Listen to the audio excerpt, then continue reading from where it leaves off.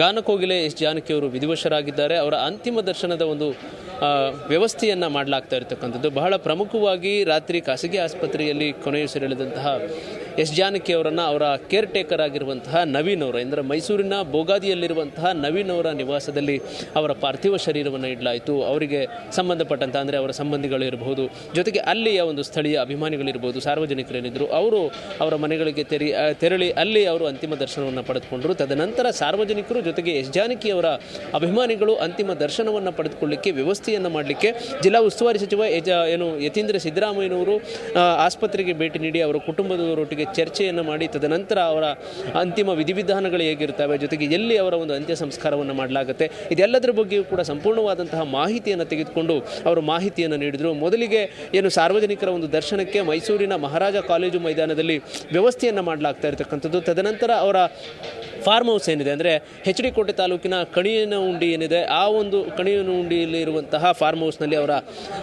ಬ್ರಾಹ್ಮಣ ಸಂಪ್ರದಾಯದಂತೆ ಅವರ ಅಂತ್ಯ ಸಂಸ್ಕಾರವನ್ನು ಕೂಡ ಮಾಡಲಿಕ್ಕೆ ಈಗ ಸಿದ್ಧತೆಯನ್ನು ಮಾಡಿಕೊಳ್ಳಲಾಗಿದೆ. ನಾವು ಮೈಸೂರಿನ ಮಹಾರಾಜ ಕಾಲೇಜು ಮೈದಾನದಲ್ಲಿದ್ದೇವೆ. ಅಲ್ಲಿ ಎಸ್ ಜಾನಕಿ ಅವರ ಒಂದು ಅಂತಿಮ ದರ್ಶನದ ಒಂದು ವ್ಯವಸ್ಥೆಯನ್ನು ಮಾಡಲಾಗ್ತಾ ಇರತಕ್ಕಂಥದ್ದನ್ನು ಕೂಡ ನಾವು ಗಮನಿಸಬಹುದು.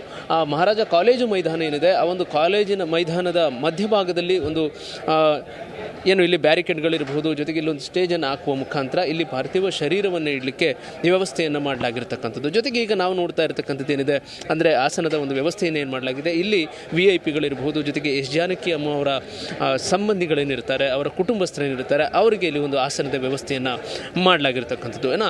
ಬಹಳ ಮುಖ್ಯವಾಗಿ ಬರತಕ್ಕಂಥ ಸಾರ್ವಜನಿಕರು ಜೊತೆಗೆ ಎಸ್ ಜಾನಕಿ ಅವರ ಅಭಿಮಾನಿಗಳೇನಿರ್ತಾರೆ ಅವರು ಅಂತಿಮ ದರ್ಶನವನ್ನು ಪಡೆದುಕೊಳ್ಳಲಿಕ್ಕೆ ವ್ಯವಸ್ಥೆಯನ್ನು ಮಾಡಿರ್ತಕ್ಕಂಥದ್ದನ್ನು ಕೂಡ ನಾವು ಗಮನಿಸ್ಬೋದು.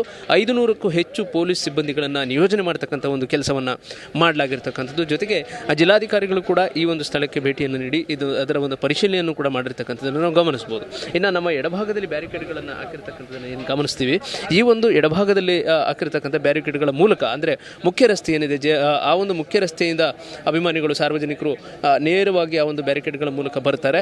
ಬಂದ ನಂತರ ಇಲ್ಲಿ ಈ ಭಾಗದಲ್ಲಿ ಈಗ ನಾವು ರೆಡ್ ಕಾರ್ಪೆಟ್ ಹಾಕಿರ್ತಕ್ಕಂಥ ಒಂದು ಸ್ಥಳವನ್ನು ಏನು ನೋಡ್ತಾ ಇದ್ದೀವಿ, ಈಗ ಸಾರ್ವಜನಿಕರು ನಿಂತಿರ್ತಕ್ಕಂಥ ಒಂದು ಸ್ಥಳ ಏನಿದೆ, ಅಲ್ಲಿಂದ ಎಸ್ ಜಾನಕಿ ಅವರ ಒಂದು ಪಾರ್ಥಿವ ಶರೀರದ ಅಂತಿಮ ದರ್ಶನವನ್ನು ಪಡೆದುಕೊಳ್ಬೋದಾಗಿದೆ. ತದನಂತರ ನೇರವಾಗಿ ಬಲಭಾಗದಲ್ಲಿ ಇರತಕ್ಕಂಥ ಬ್ಯಾರಿಕೇಡ್ಗಳನ್ನು ಒಂದು ಅಳವಡಿಸುವಂಥ ಒಂದು ಕೆಲಸವನ್ನು ಏನು ಮಾಡಲಾಗಿದೆ, ಆ ಭಾಗದಿಂದ ಅವರು ನಿರ್ಗಮಿಸ್ತಾರೆ.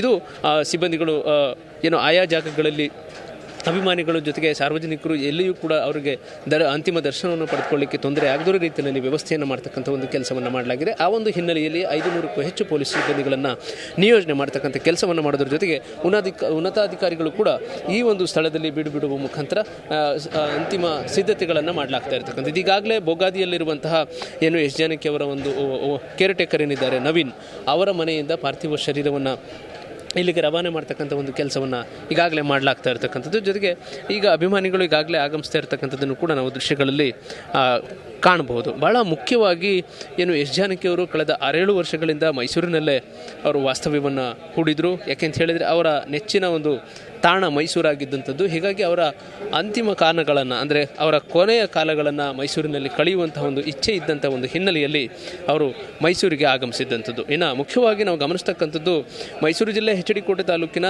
ಕಣಿಯನಹುಂಡಿ ಏನಿದೆ, ಆ ಒಂದು ಗ್ರಾಮದ ಬಳಿ ಅವರು ಒಂದು ತೋಟವನ್ನು ಕೂಡ ಖರೀದಿ ಮಾಡಿರ್ತಾರೆ. ಅವರ ಕೇರ್ ಟೇಕರ್ ಆಗಿರುವಂತಹ ನವೀನ್ ಜೊತೆಗೆ ಪವನ್ ಅವರು ಸರ್ವೆ ನಂಬರ್ 156ರಲ್ಲಿ 2 ಎಕರೆ ಜಾಗವನ್ನು ಖರೀದಿ ಮಾಡಿರ್ತಾರೆ.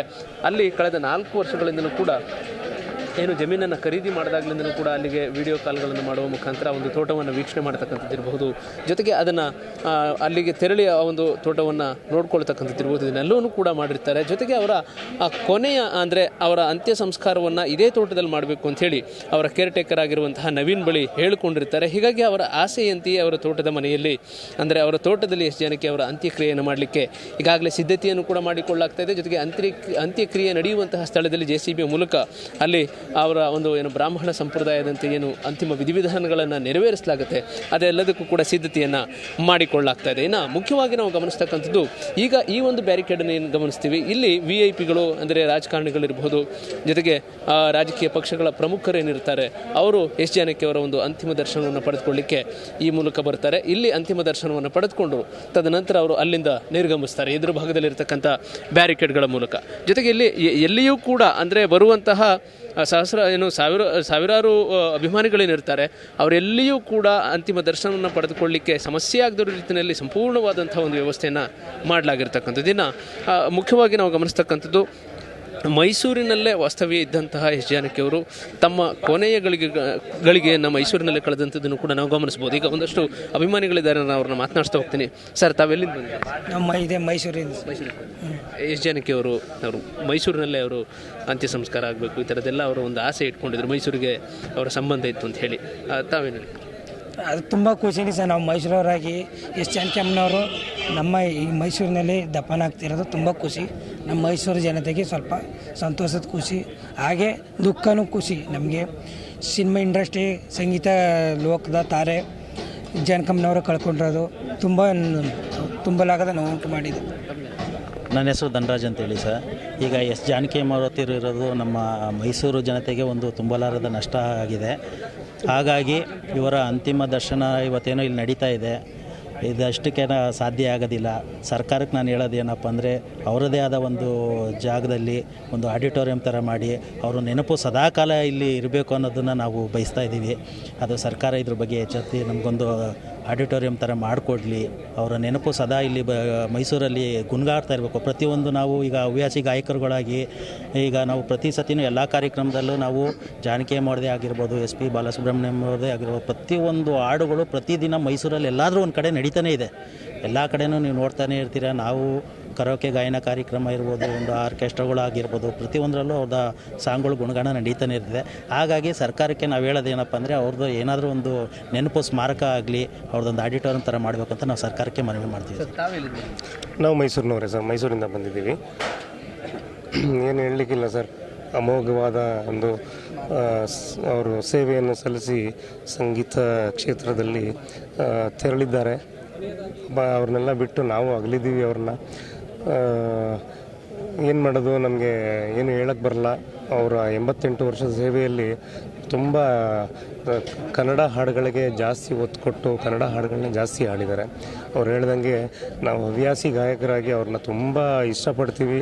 ಅವ್ರನ್ನ ಪ್ರತಿಯೊಂದು ಹಾಡು, ಯಾವುದೇ ಜಾನರ್ ಹಾಡಾಗಿರ್ಬೋದು, ಪ್ರತಿಯೊಂದು ಹಾಡುಗಳನ್ನೂ ನಾವು ಆಸ್ವಾದಿಸ್ತೀವಿ.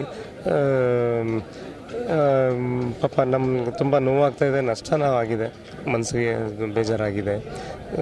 ನೀನು ಹೇಳಲಿಕ್ಕಿಲ್ಲ ಸರ್, ತುಂಬ ದುಃಖ ಆಗ್ತಾಯಿದೆ.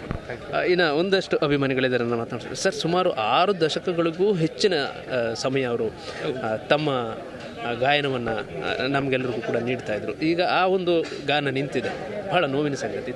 ತಾವೆಲ್ಲಿಂದ ಬಂದಿದ್ದೀರಿ? ತಮಗೆ? ಸರ್, ನಾವು ಸಿದ್ಧಾರ್ಥಲ್ಲಿ ಹುಟ್ಟಿದೆ, ಮೈಸೂರಿಂದ. 6 ಗಂಟೆಯಿಂದ ಕಾಯ್ತಾ ಇದ್ದೀವಿ. ವಿಷಯ ಕೇಳಿ ಭಾರಿ ದುಃಖ ಆಯಿತು. ಏಕೆಂದರೆ ಅಷ್ಟು ಚಿಕ್ಕ ಮಗುಂದು ಹಿಡಿದು ದೊಡ್ಡವ್ರವ್ರಿಗೂ ಅವ್ರ ವಾಯ್ಸು ಅಂದರೆ ಭಾರಿ ಇಷ್ಟ. ಎಷ್ಟೇ ಜನ್ರೇಷನ್ ಆದರೂ ಇದು ಗಿರಿಕಣ್ಣದ ಒಂದು ರೆಕಾರ್ಡ್ ಇದೆ ಸರ್, ನಗು ನಗುತ್ತಾ ನಲ್ಲಿ ಅಂತ. ವಾಯ್ಸ್ ಕೇಳ್ಬಿಟ್ರೆ ಈಗಲೂ ಎಂಥವ್ರಿಗೂ ಮೈ